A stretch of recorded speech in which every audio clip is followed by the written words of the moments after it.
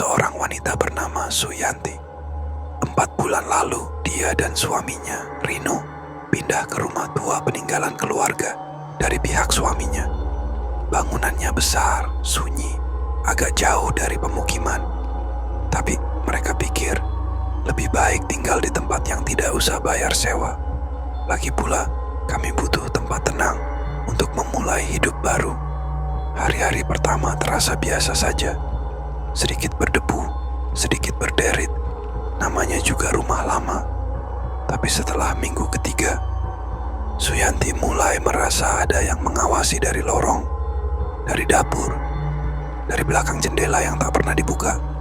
Suaminya selalu pulang malam, katanya lembur. Tapi sejak 2 minggu terakhir, setiap suaminya pulang, dia merasa ada yang berbeda.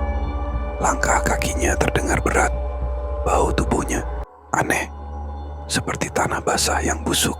Dan kalau dia bicara, intonasinya kaku, seolah baru belajar menjadi manusia. Suatu malam, suaminya pulang lebih cepat. Suyanti mengira akhirnya kami bisa makan malam bersama. Tapi saat dia masuk ke kamar untuk membangunkan suaminya, Suyanti melihat tubuh suaminya bergetar, bukan menggigil, tapi berubah. Kulitnya melepuh seperti arang, matanya memutih, dan ada suara seperti napas, tapi bukan dari mulutnya, dari dalam dadanya. Suyanti terdiam.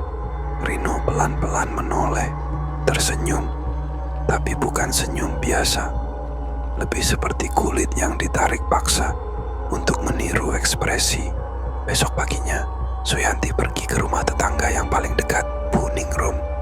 Suyanti ceritakan semuanya. Dia langsung pucat. Lalu dia bilang sesuatu yang membuat darah Suyanti berhenti mengalir. Suyanti, suamimu, Rino, dia meninggal seminggu sebelum kalian pindah ke sini. Tertabrak truk pulang dari kantor. Suyanti terdiam.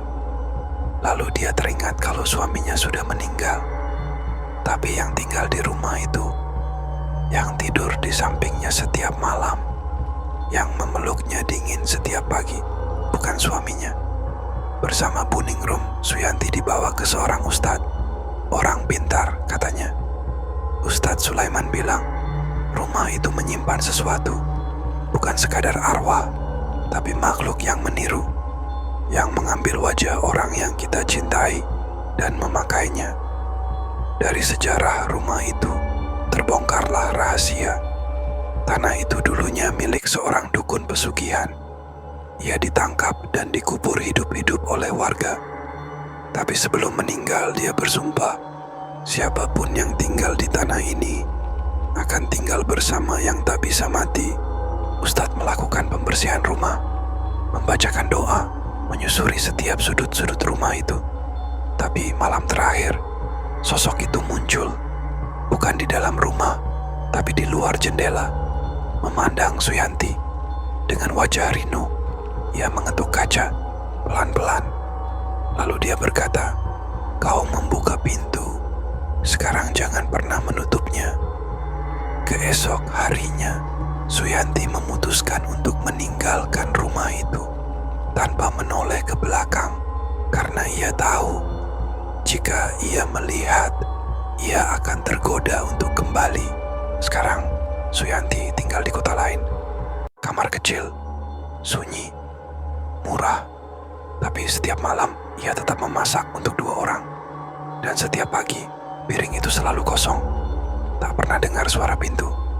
Tak ada langkah kaki. Tapi Suyanti tahu kalau dia masih bersamanya. Ketika Suyanti bercermin terkadang, dia melihat ada sosok di sana. Sosok yang menatapnya dari dalam cermin. Bukan bayangan Suyanti. Dan dia selalu ada bersamanya. Ikuti terus kisah-kisah misteri lainnya di channel ini. Dan jangan lupa like, share, dan subscribe. Karena misteri selalu menunggu di setiap sudut. Terima kasih.